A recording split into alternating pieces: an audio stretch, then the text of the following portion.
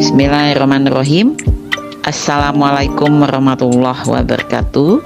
Jumpa kembali dengan saya Prina Murhan.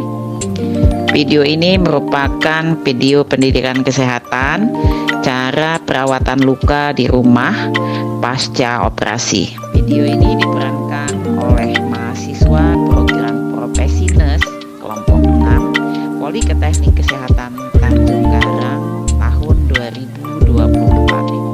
Selamat menyaksikan.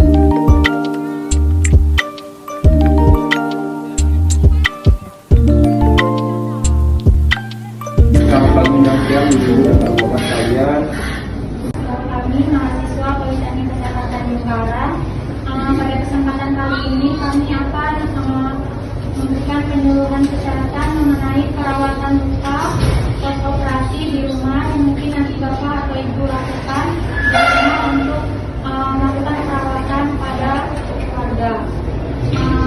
Mungkin waktunya sekitar 15-20 menit. Mohon waktunya ibu atau bapak untuk menunjukkan baik. Mungkin untuk mempersingkat waktu, saya persilakan kepada sekretariat untuk melakukan pemaparan materi. Sebelumnya ibu memperkenalkan diri, nama saya Celia Ratania.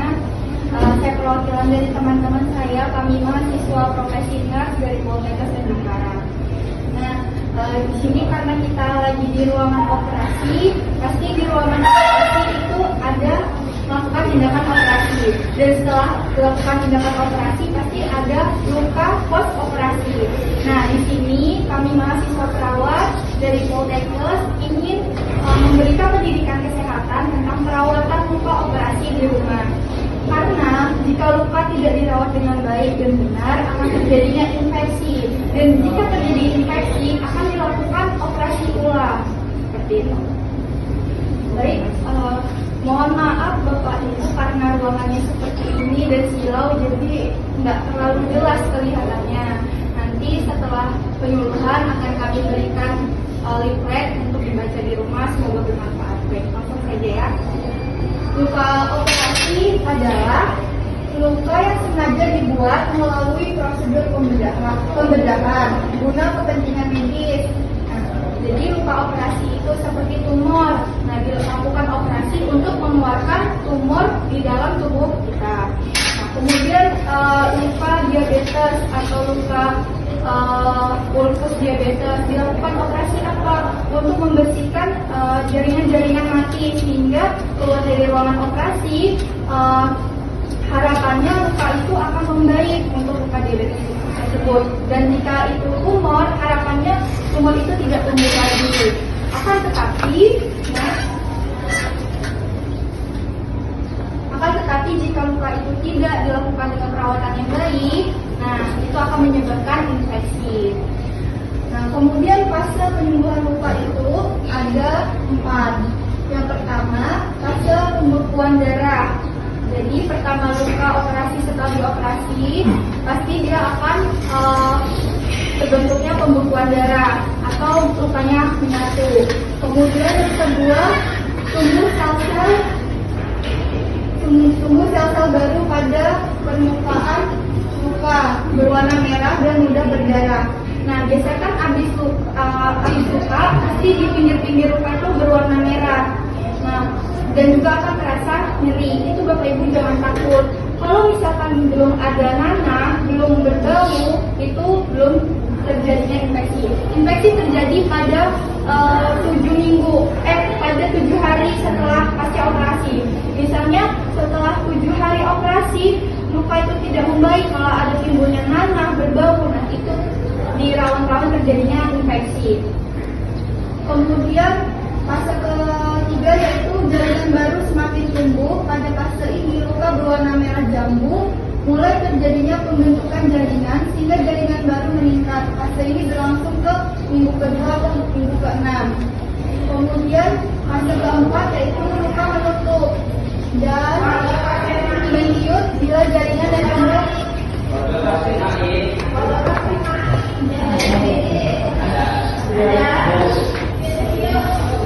Kita lanjut ya Bapak Ibu.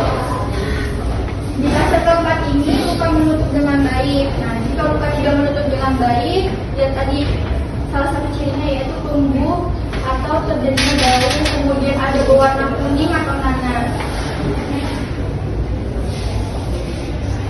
Nah, respon tubuh terhadap luka yang pertama yaitu nyeri, kemudian bengkak pada luka. Nah, bengkak pada luka ini kan biasanya kok malah bengkak. Ada juga yang beranggapan, kok malah bengkak bukannya sembuh. Terus datang malah minum obat radang, anti radang atau obat Dexa. Nah, contoh obatnya itu Dexa. Itu jangan diminum ya luka itu, karena itu bisa mempersulit penyembuhan proses luka. Sedangkan proses penyembuhan luka yaitu yang tadi nyeri, bengkak pada luka, penurunan fungsi, warna kemerahan, panas. Jadi hal kelima ini adalah hal yang bakal terjadi pada proses penyembuhan luka.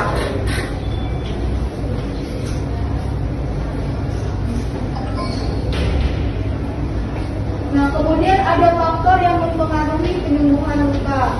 Yang pertama yaitu nutrisi, yang kedua yaitu perawatan luka, kemudian istirahat. Nah, nutrisi ini Bapak Ibu banyaklah makan makanan yang nutrisi yang kaya akan protein seperti telur, ikan, lauk pauk. Itu bisa menyebabkan percepatan penyembuhan luka. Karena di protein itu akan mempercepat proses pembentukan jaringan-jaringan baru yang ada di luka. Kemudian nutrisi penunjang penyembuhan luka.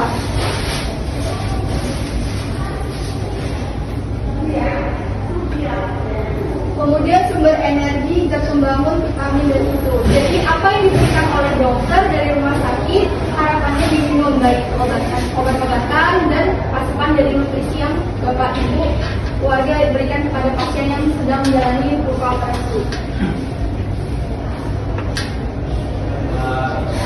Nah, kemudian prinsip perawatan luka menggunakan teknik aseptik. Teknik aseptik itu artinya adalah teknik yang steril, bersih. Jangan sampai mungkin nanti dijelaskan oleh teman saya yang akan didemonstrasikan. Kemudian ganti balutan pagi sore sewaktu jika diperlukan. Jadi kalau misalnya perbannya udah kebuka, langsung diganti. Kalau misalnya ada darah atau rembes, langsung diganti. Karena apa?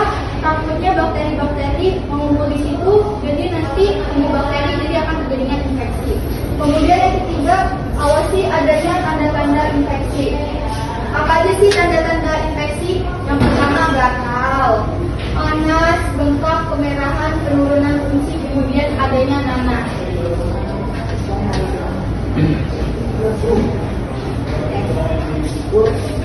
Langkah tepat dan mudah merawat luka operasi di rumah. 1. Pastikan luka operasi selalu bersih. 2. Ganti perban luka dilakukan 1-3 hari.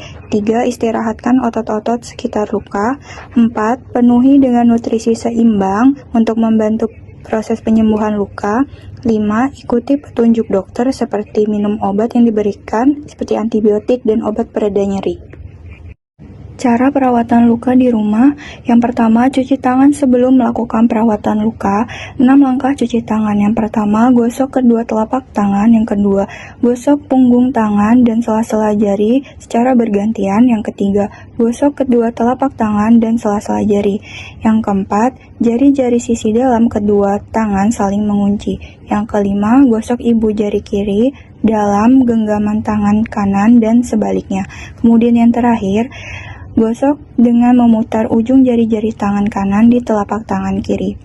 Kemudian langkah kedua yaitu buka balutan dengan hati-hati. Kemudian 3. Bersihkan menggunakan cairan NaCl atau air bersih.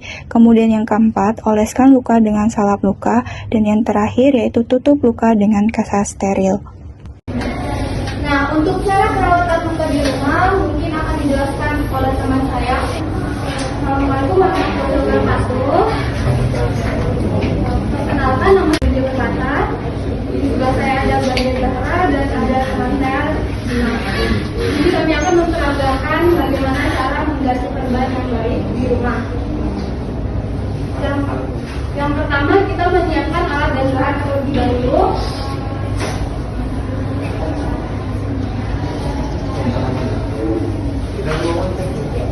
Untuk alat dan bahannya kita dapat ada kasa steril. Bisa dapat di apotek ya? bisa didapatkan. Ada cairan pembersih luka atau NaCl. Ini juga bisa didapatkan di apotek. Ada transposik untuk cairan NaCl-nya. Lalu ada foam. Sebenarnya bisa diganti dengan apa aja yang berbentuk mangkok atau plastik seperti ini. Jengkok atau tempat pembuangan masa yang sudah kotor. Bisa dengan plastik. Lalu ada hipafik. Hipafik. Plasternya ya,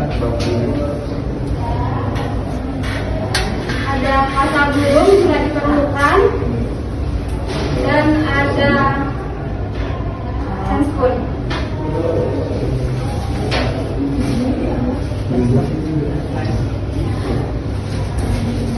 handscoon ya.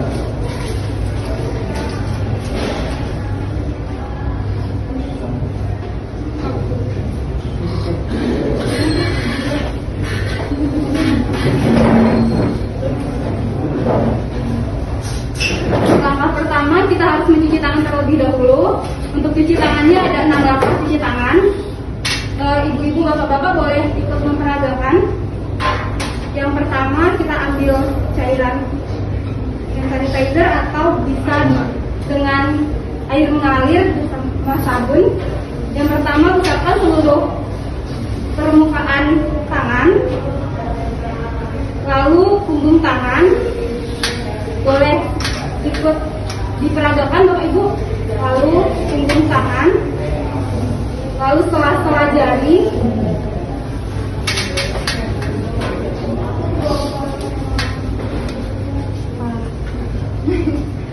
lalu dengan cara mengunci, lalu Ibu memutar ibu jari,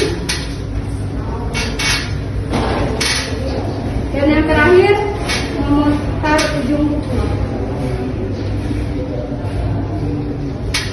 Setelah cuci tangan, kita bisa menggunakan handscoon.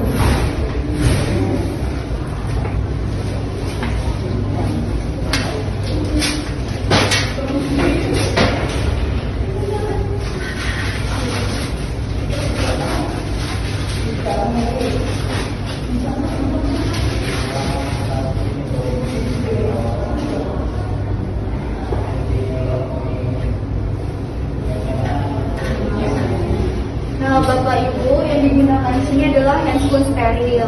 Kenapa handscoon steril? Karena kan luka operasi itu luka yang steril, kecuali kalau dia operasi ulkus diabetes. Nah, itu luka yang tidak steril atau infeksi. Nah, jadi kalau misalnya kayak luka tumor, kemudian appendix atau yang lainnya, itu bisa digunakan handscoon steril untuk menjaga luka itu agar tidak infeksi. Lalu kita membuka perban yang sudah kotor. Yang pertama kita basahkan terlebih dahulu kasa steril. Kemarin aja kemarin.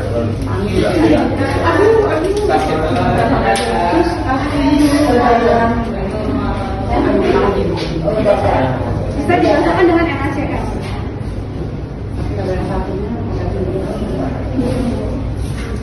Ya, ini tutupnya jangan sampai hilang ya Ibu, untuk menutup ini takutnya tidak steril.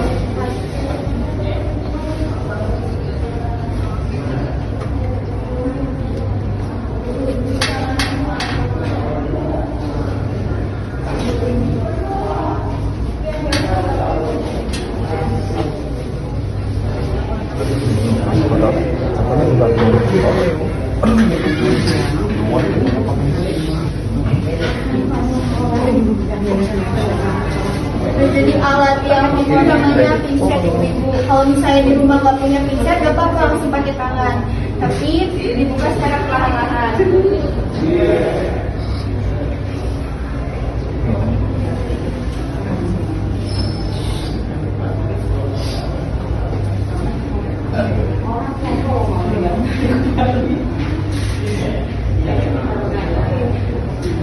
Jadi dimasukin ke dalam bengkok atau plastik. lukanya kita bersihkan menggunakan NaCl.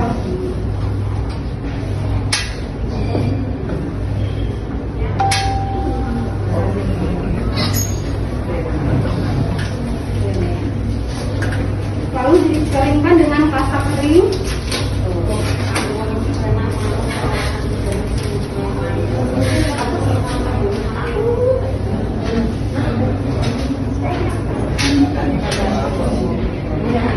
Untuk mengeringkannya satu arah ya Bu. Jika ada, boleh menggunakan tawar luka. Itu lebih dianjurkan untuk menggunakan tawar luka agar mempercepat penyembuhan luka. Jangan menggunakan daya tahan. Nah, sekarang itu udah nggak boleh lagi Bapak Ibu menggunakan betadine karena betadine itu bisa memperlambat proses penyembuhan luka. Nah, kalau kalau misalnya dianjurkan sama dokter diberikan salep, boleh dikasih salep atau enggak tanya aja, dok, mau salepnya apa ya? Lalu kita bisa tutup dengan pasta kering. Diganti dengan namanya supratu. Ya. Tapi harganya lumayan. Lalu yang terakhir kita tutup. Kami nggak boleh kami itu memang. Masih pakai betadine, tangannya ini sama buka jahitan.